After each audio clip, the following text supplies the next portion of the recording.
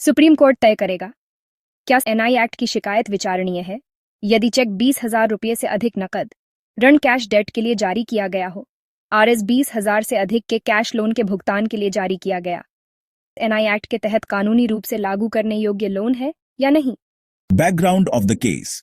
यह विवाद केरल हाईकोर्ट के एक फैसले से उपजा है जिसमें कहा गया था इनकम टैक्स एक्ट का उल्लंघन करते हुए आरएस 20,000 से अधिक के नकद लेन देन के माध्यम से उत्पन्न लोन को आयकर अधिनियम की धारा 138 के तहत कानूनी रूप से लागू करने योग्य लोन नहीं माना जा सकता जब तक कि नकद लेन देन के लिए कोई वैध स्पष्टीकरण न हो।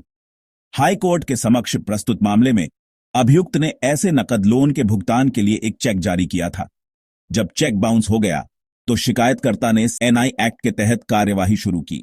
हालांकि हाई कोर्ट ने अभियुक्त को यह तर्क देते हुए बरी कर दिया कि आयकर अधिनियम आरएस 20,000 से अधिक के नकद लोन या जमा पर प्रतिबंध लगाती है जब तक कि बैंकिंग माध्यमों, खाता हस्तांतरण, चेक या ड्राफ्ट के माध्यम से लेन देन न किया गया हो।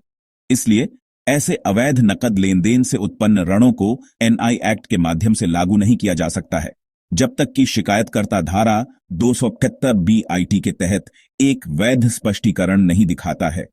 Hereafter, if anybody pays an amount in excess of Rs 20,000 to another person by cash in violation of the Act 1981 and thereafter receives a check for that debt, he should take responsibility to get back the amount. Unless there is a valid explanation for such cash transactions, the doors of the criminal court will be closed for such illegal transactions. इसके बाद यदि कोई व्यक्ति अधिनियम 1968 का उल्लंघन करते हुए किसी अन्य व्यक्ति को आरएस 20,000 से अधिक की राशि नकद में देता है और उसके बाद उस लोन का चेक प्राप्त करता है तो उसे राशि वापस पाने की जिम्मेदारी लेनी चाहिए। जब तक ऐसे नकद लेन देन के लिए कोई वैध स्पष्टीकरण न हो, ऐसे अवैध लेन देन के लिए आपराधिक न्यायालय के दरवाजे बंद रहेंगे। Supreme courts intervention.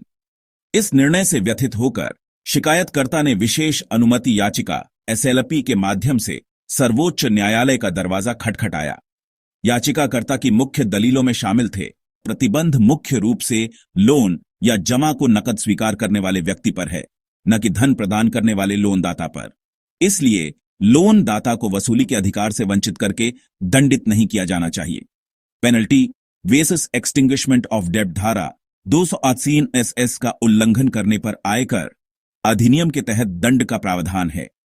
ऐसा दंड अंतर्निहित लेन देन को अमान्य नहीं करता है या ऋणी की देयता को समाप्त नहीं करता है। अवॉइडिंग डबल जेपर्डी, दोहरे खतरे से बचना।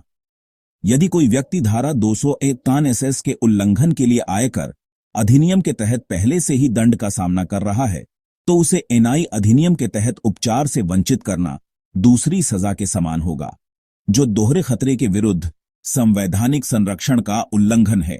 कानूनों की सामंजस्यपूर्ण व्याख्या। आयकर अधिनियम और परक्राम्य लिखत अधिनियम अलग अलग उद्देश्यों वाले विशेष कानून हैं। जहां आयकर अधिनियम वित्तीय लेन देन में जवाबदेही सुनिश्चित करता है, वहीं परक्राम्य लिखत अधिनियम भुगतान साधन के रूप में चेक की विश्वसनीयता सुनिश्चित करता है। दोनों में सामंजस्य होना चाहिए, न कि एक दूसरे को अमान्य ठहराना चाहिए। उच्च न्यायालयों के परस्पर विरोधी विचार। कई उच्च न्यायालयों ने इस मुद्दे पर अलग अलग रुख अपनाया है।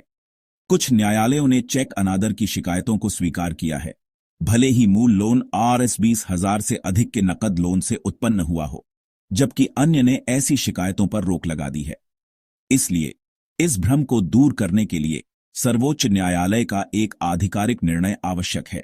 Under Section 138, criminal liability arises when a person draws a check for discharge of a legally enforceable debt or liability. The check is returned unpaid by the bank for insufficiency of funds or any other reason. The payee issues a written demand notice to the drawer within 30 days of receipt of the bank return memo. The drawer fails to make payment within 15 days of receiving such notice, and the payee files a complaint within 30 days of the lapse of the 15-day period. इस मुद्दे के लिए दो अलग अलग कानूनों के उद्देश्यों में सामंजस्य स्थापित करना आवश्यक है। Income tax act, which seeks to regulate high value cash transactions, जो उच्च मूल्य के नकद लेन देन को विनियमित करता है, and the Negotiable Instruments Act, which aims to uphold the credibility of checks, जिसका उद्देश्य चेक की विश्वसनीयता बनाए रखना है। यह निर्णय यह निर्धारित करेगा कि क्या कर प्रावधानों के उल्लंघन के कारण एनआई एक्ट के तहत निजी अधिकार समाप्त हो जाने चाहिए या ऐसे उल्लंघन केवल कर दंड तक ही सीमित रहने चाहिए। भारत के विभिन्न उच्च न्यायालयों ने इस मुद्दे पर अलग अलग विचार व्यक्त किए हैं। केरल हाई कोर्ट, आलोचना योग्य निर्णय। आयकर अधिनियम का उल्लंघन करते हुए Rs 20,000 से अधिक के नकद लोन आयकर अधिनियम के तहत प्रवर्तनीय नहीं है। मद्रास हाई कोर्ट ने माना कि धारा 299 का उल्लंघन स्वतः ही लोन को अमान्य नहीं करता। चेक बाउंस की शिकायतें विचारणीय बनी रहती हैं। बॉम्बे हाई कोर्ट समान विचार यह है कि आयकर अधिनियम दंड का प्रावधान करता है, लेकिन अंतर्निहित अनुबंध को शून्य नहीं करता। इस मतभेद ने कानूनी अनिश्चितता पैदा कर दी है, जिससे सर्वोच्च न्यायालय का निर्णय और भी महत्वपूर्ण हो गया है। Legal framework involved to understand the issue better. Let's examine the key statutory provisions. Section 127 of the Negotiable Instruments Act 1821 कानूनी रूप से लागू करने योग्य लोन या दायित्व के निर्वहन में जारी किए गए चेक के अनादर के लिए आपराधिक दायित्व का प्रावधान करती है। चेक अनादर की शिकायत तभी सफल हो सकती है जब अंडरलाइंग डेट कानूनी रूप से वैध हो। Rs 20,000 से अधिक के लोन या जमा को नकद में स्वीकार करने पर रोक लगाती है। ऐसे लेनदेन खाताधारक चेक, ड्राफ्ट या इलेक्ट्रॉनिक हस्तांतरण के माध्यम से किए जाने चाहिए। उद्देश्य काले धन और बेहिसाब नकदी लेनदेन पर अंकुश लगाना। Section 278B of the income tax act अपवाद प्रदान करती है, जहां धारा 266 के उल्लंघन को माफ किया जा सकता है यदि व्यक्ति उचित कारण साबित करता है।